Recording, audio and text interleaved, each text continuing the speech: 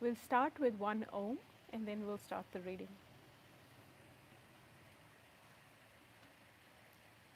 Om.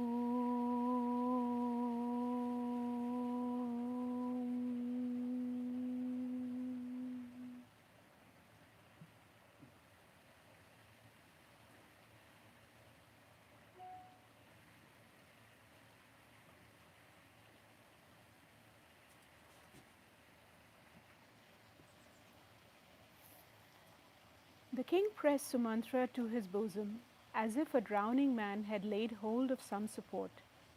Seating him affectionately by his side, and with his eyes full of tears, the king asked him, "Apprise me of Rama's welfare, O loving friend. Where are Rama, the lord of Raghus, Lakshmana, and Vedahi, daughter, Sita? Have you brought them back, or have they left for the woods?" At these words, tears rushed down the minister's eyes.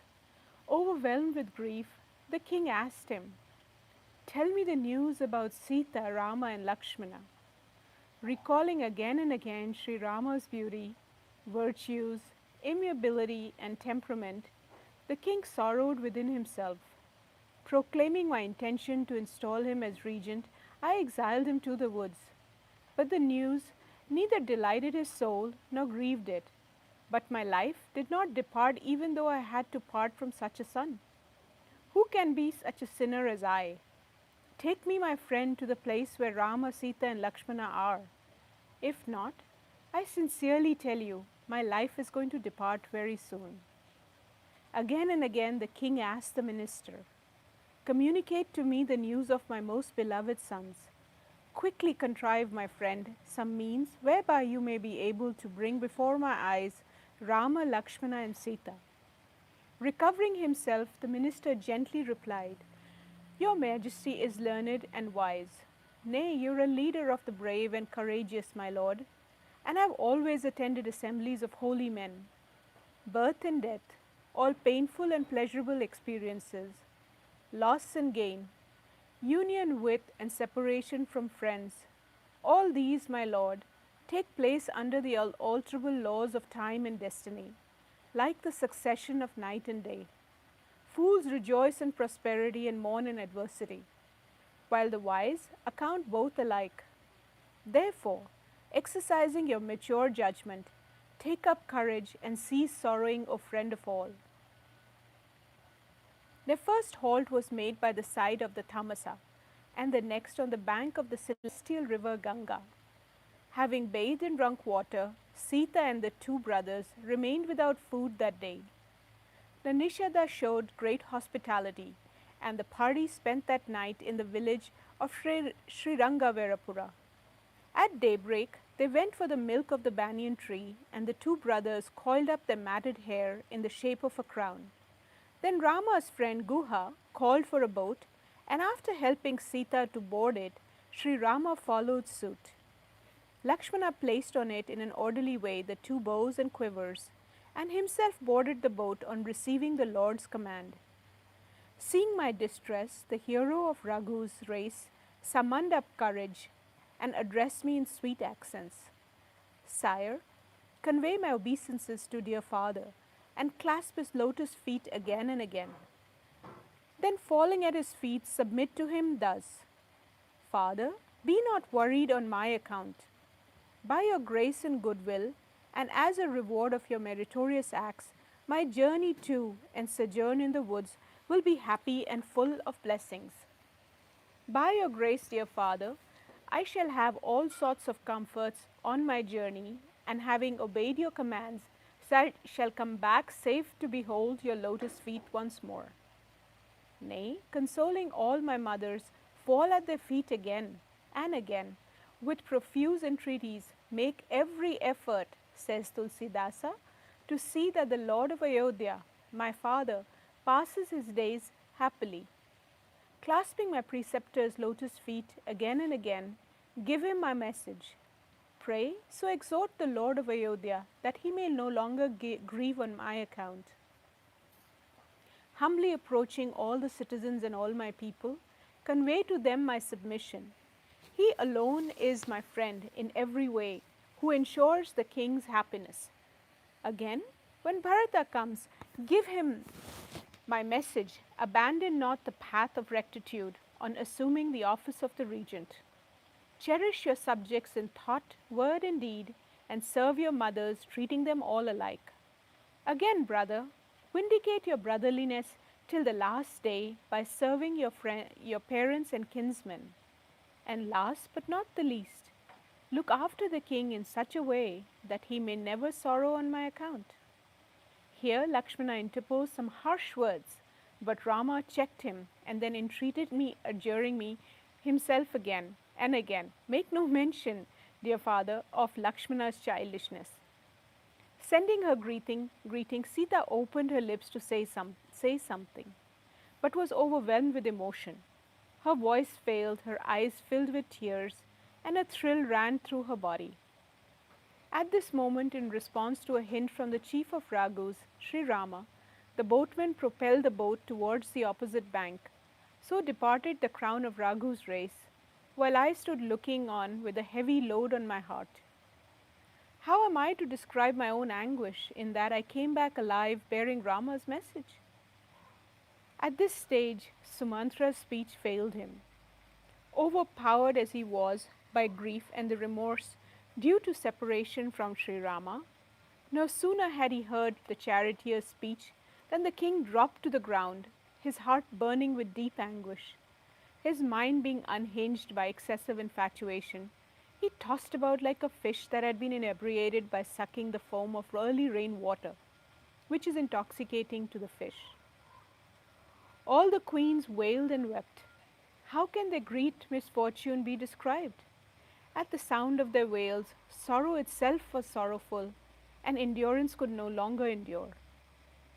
Ayodhya was in great tumult at the sound of the outcry in the royal gymnasium.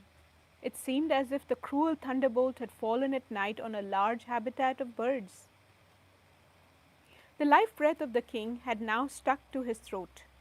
He felt uneasy, like a serpent robbed of its gem. All his senses were belighted as a cluster of lotuses in a lake which had been left without water. When Kaushalya saw the king withered and blasted, she concluded in her mind that the sun of the solar race was about to set. Summoning up courage, therefore, Sri Rama's mother spoke words appropriate to the occasion.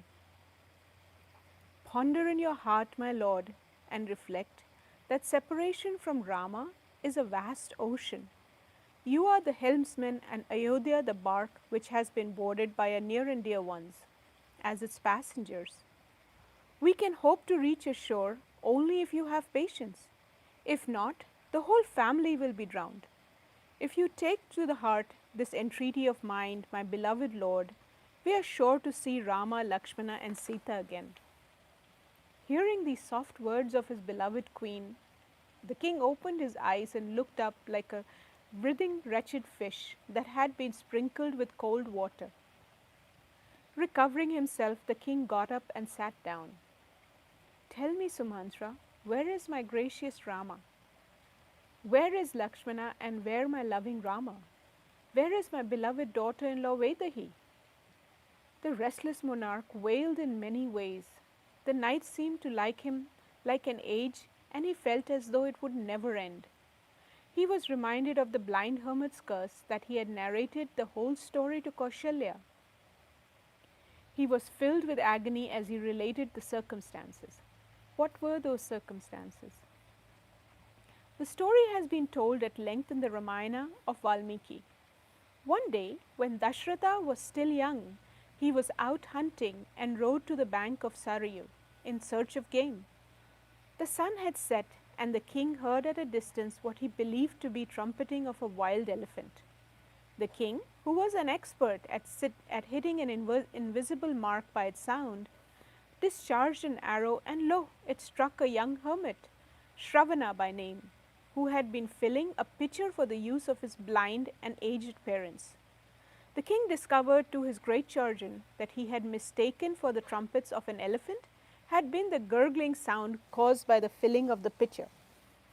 The hermit did not mind his own death, but he was worried about his helpless parents, who wholly depended on him. He therefore implored the king to carry the water to the hermitage and inform his parents of what had happened to their son. With these dying words, the hermit breathed his last, and the king did as he was bid by the young anchorite.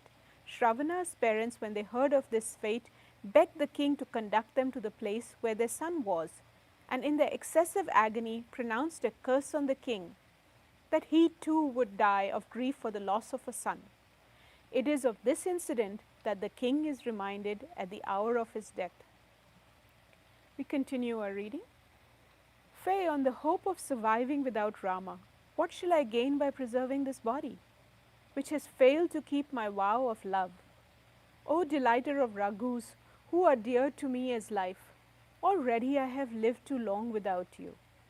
Ah, Janaka's daughter and Lakshmana, ah, the chief of Raghu's line, who gladdened the loving heart of your father as a rain cloud delights the Chataka bird. Crying Rama, Rama, and again Rama, and yet again Rama, Rama, Rama, the king cast off his body, and in his agony of separation from the chief of Raghu's line, and ascended to the abode of gods. It was King Dashratha who reaped the reward both of his life and death. His untarnished fame spread through a number of universes as long as he lived, as he gazed on Sri Rama's moon-like countenance, and brought glory to his death by making the separation from Sri Rama his excuse for it. Stricken with grief, all the queens wept and praised his comeliness of form, amiable manners, bodily might, and majesty. They lamented in a variety of ways, throwing themselves upon the ground again and again. Men servants and maid servants alike wailed in anguish, and there was weeping in every house throughout the city. Today has set the sun of the solar race, the perfection of righteousness, the repository of beauty and virtues. Everyone abused Kaikeyi, who had robbed the world of its very eyes. In this way, the wail till the close of night, when all the great and enlightened hermits arrived. Then the sage Vashishta narrated a number of legends befitting the occasion, and dispersed the gloom that hung over them by the light of his wisdom. The sage caused a boat to be filled with oil, and had the king's body placed in it to guard it against decomposition. He then summoned envoys and spoke to them thus: Run quickly and go to Bharata, but break not the news about the king to anyone at any place. Approaching Bharata, tell him only this much: the preceptor has sent for you two brothers. Hearing the sage's orders, the couriers rushed along with a speed that could put an excellent steed to shame. Ever since things began to take a vicious turn in Ayodhya, evil omens occurred before Bharata.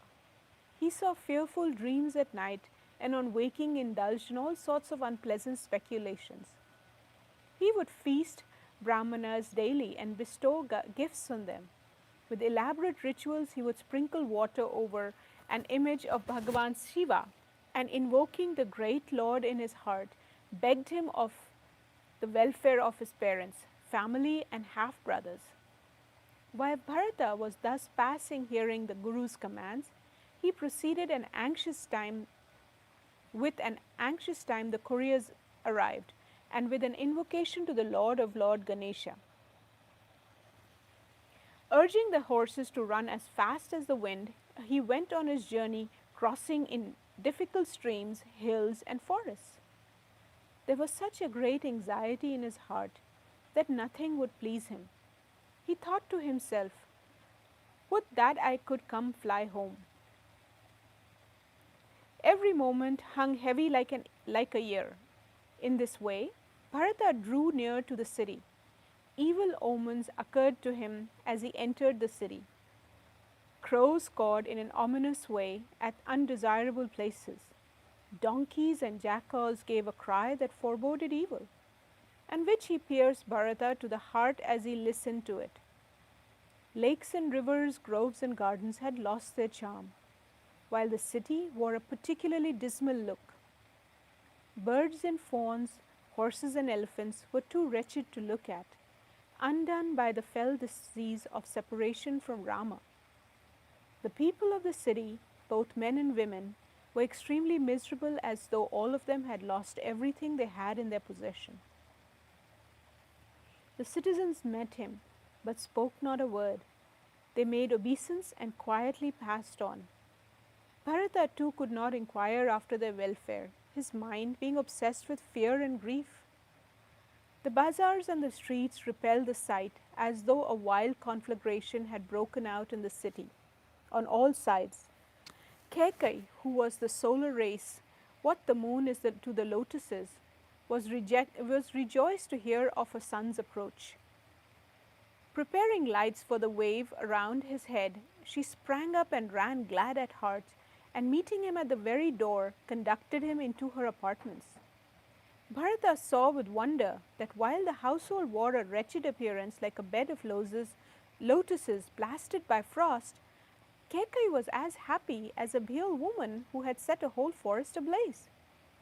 Seeing her son melancholy and depressed in spirits, she asked him, "Is all well in my mother's house?" Bharata assured her that everything was well and then inquired after the health and welfare of his own family. "Tell me, where is my father and where are all my mothers? And where is Sita with my beloved brothers Sri Rama and Lakshmana?" On hearing her son's affectionate words, the sinful woman brought crocodile tears to her eyes and spoke words that pierced his heart, his ears and soul as so many shafts. "I have accomplished everything for you, my son, and poor Mantra has been of great help to me. Only God has marred our plans a little before they could be completed. The king has departed to Indra's paradise." As soon as he heard this, Bharata was overcome with grief as an elephant who is terrified at the roar of a lion. Crying, "Father, father, ah, my father," he fell to the ground much agitated. "I could not see you before you left, nor did you, my father, entrust me to take care of Sri Rama." Then collecting himself, he got up with some effort and said, "Tell me, mother, the cause of my father's demise."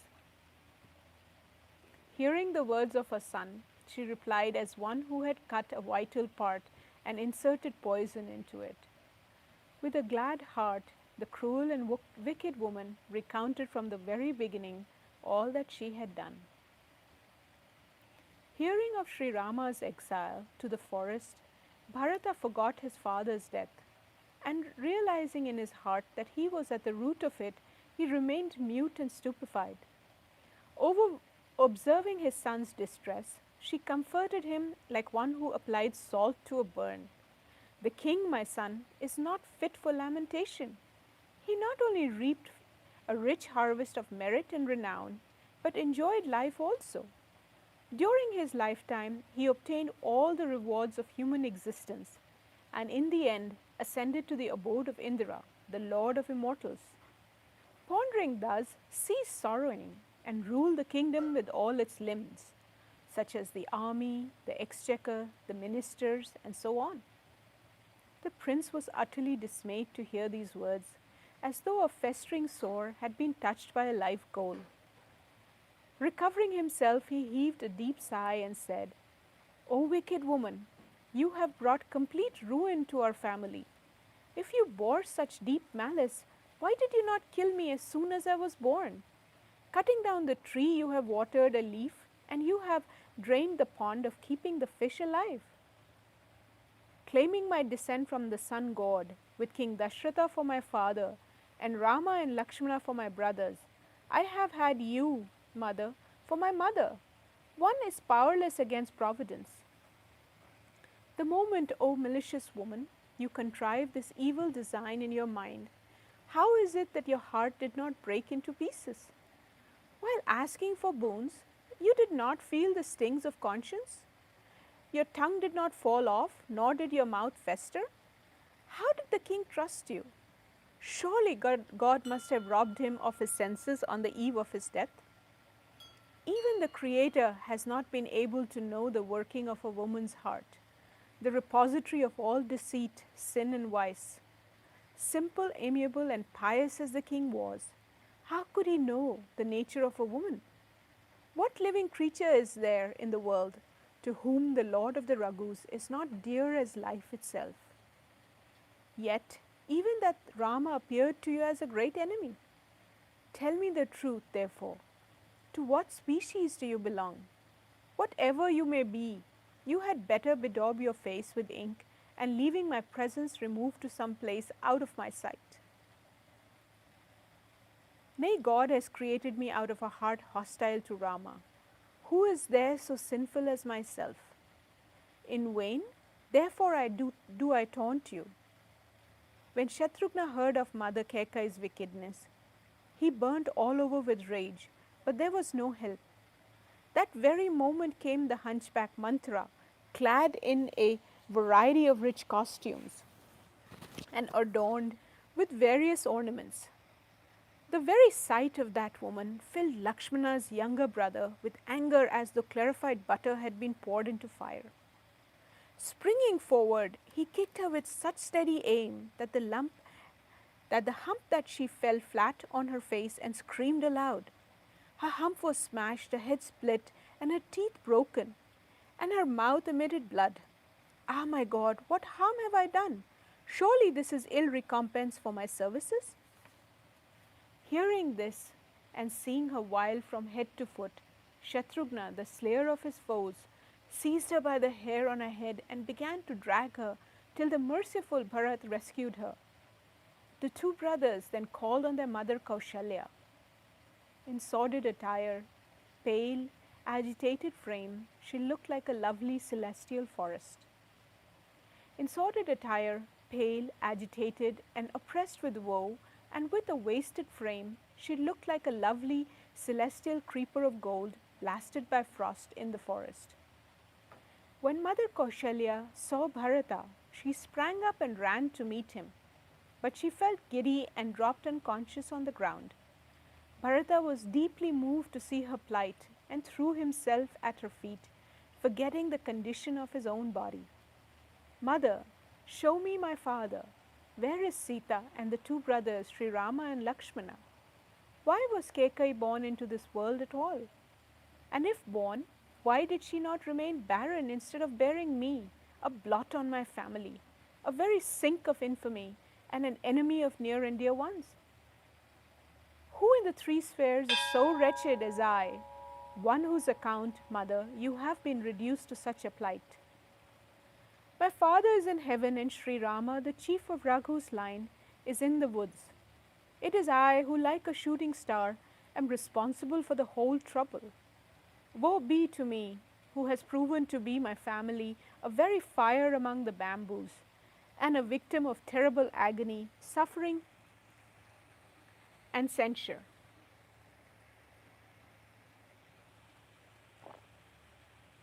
On hearing Bharata's tender words, Kaushalya rose with a renewed effort and lifting him, clasped him to her bosom, while tears streamed from her eyes. Guileless by nature, Mother Kaushalya pressed him to her bosom with utmost affection as though Sri Rama himself had come back. She then embraced Lakshmana's younger brother Shatrughna. Her heart was too full with grief and love. Everyone who saw her loving disposition said, Rama's mother that she is, no wonder she would be so loving.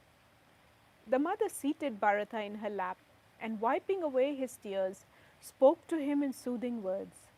I adjure you, my child, to compose yourself even now. Knowing this to be an unpropitious time, sorrow no more. Take not to heart the loss we have sustained, and fear no remorse for it, remembering that the course of time and fate is unalterable. Do not blame anyone, my son. It is Providence that has turned hostile to me in every way. And when He makes me survive, even under such trying circumstances, who knows what may be His pleasure with regard to me even now?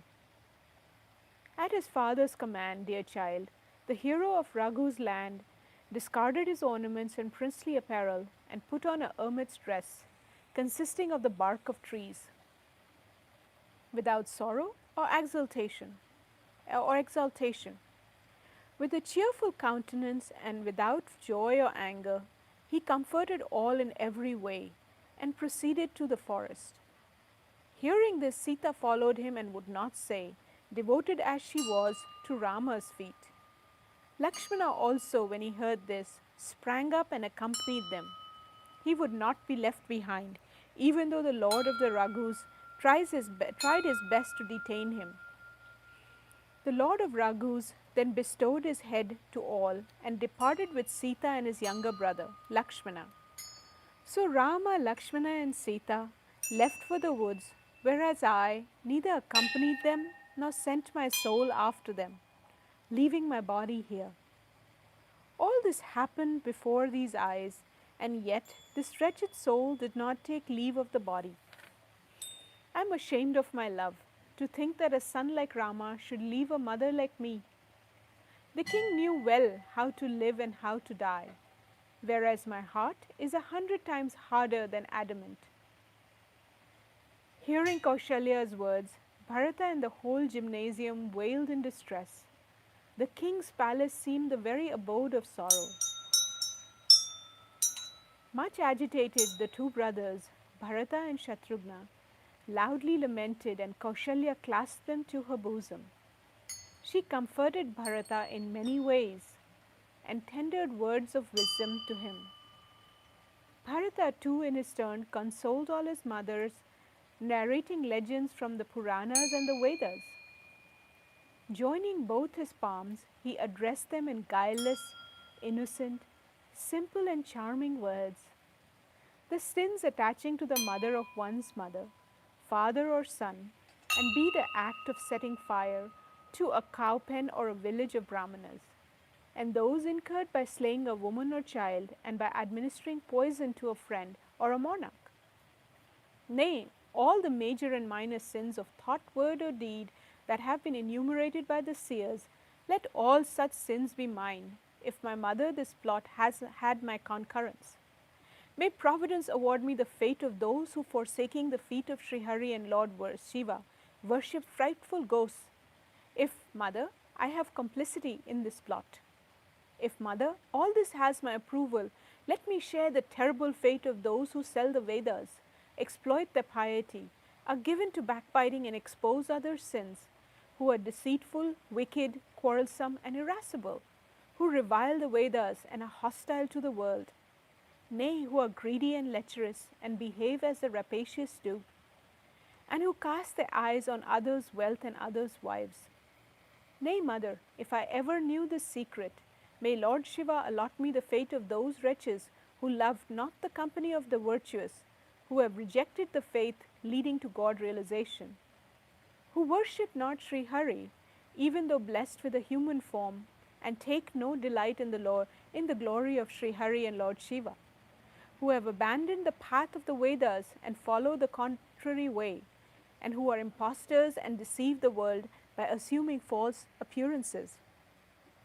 Hearing Bharata's truthful, artless, and sincere words, Mother Kaushalya said, You, my dear child, have always loved Rama in thought, word, and deed.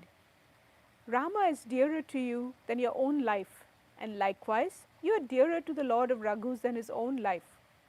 The moon may diffuse poison through her rays, and snow emit fire. Nay, an aquatic creature may shun water, and spiritual enlightenment may fail to eradicate error. But in no case will you turn hostile to Rama. Those in this world who allege this plot was contrived with your connivance shall never attain happiness or salvation even in a dream. So saying, Mother Kaushalya clasped Bharata to her bosom. Milk began to flow from her breasts and her eyes filled with tears. In this way, she squatted away the whole night lamenting in profusion. The sages Vamadeva and Vashishta then came and summoned all the ministers and elite of the city. Vashishta admonished Bharata in many ways, speaking to him words of wisdom appropriate to the occasion. Have courage in your heart, dear son, and do what the occasion demands today. Hearing his preceptor's commands, Bharata rose and asked everything to be got ready. He had the king's body washed in accordance with the Vedic rites and caused a most splendid funeral pyre to be prepared for him, Clasping the feet of his mothers, Bharata prevented them from ascending the funeral fire. They all stayed behind in the hope of seeing Sri Rama. They arrived many loads of sandalwood and aloes and divers other excellent aromatic herbs of untold varieties. The pile was raised in an artistic way on the bank of the Sarayu river and looked like a lovely ladder reaching to heaven. In this way, all the rites and cremation were gone through, and then the funeral party bathed with due ceremony and offered a handful of water and sesame seeds to the departed soul. After ascertaining the views of all the Smriti texts, the Vedas and the Puranas, Bharata performed the ceremony of the Dashagatra. Whatever orders the great sage Vashishta gave on a particular point, Bharata carried them all out in 1,000 ways. He bestowed all sorts of gifts on attaining purity. He gave away cows, horses, elephants, and conveyances of various sorts. And even so, thrones, ornaments, and costumes, food grains, lands, money, and houses. And the Brahmanas had all they desired fulfilled on receiving them. Whatever rites Bharata performed for the benefit of his father in the other world were more than 100,000 tongues could recount. Then, after determining an auspicious date, the great sage Vashishta came and summoned all the ministers as well as the elite of the city. They all repaired to the council chamber and sat there. The two brothers, Bharata and Shatrughna, were also sent for. Vashishta seated Bharata by his side and spoke to him words of wisdom and piety. First of all, the great sage repeated the whole story of Kaikeyi's wily doing and paid his tribute to the vow of piety and truthfulness of King Dashratha, who remained true to his love even at the cost of his life. And as the great hermit spoke of Sri Rama's virtues, amiability, and kind disposition, tears came to his eyes and a thrill ran through his body. Again, when he extolled the affection that Lakshmana and Sita bore towards Rama, the enlightened sage were overwhelmed with grief and emotion.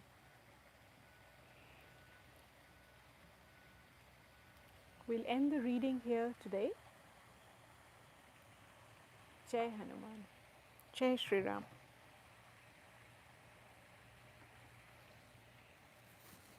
You can keep a moment's silence.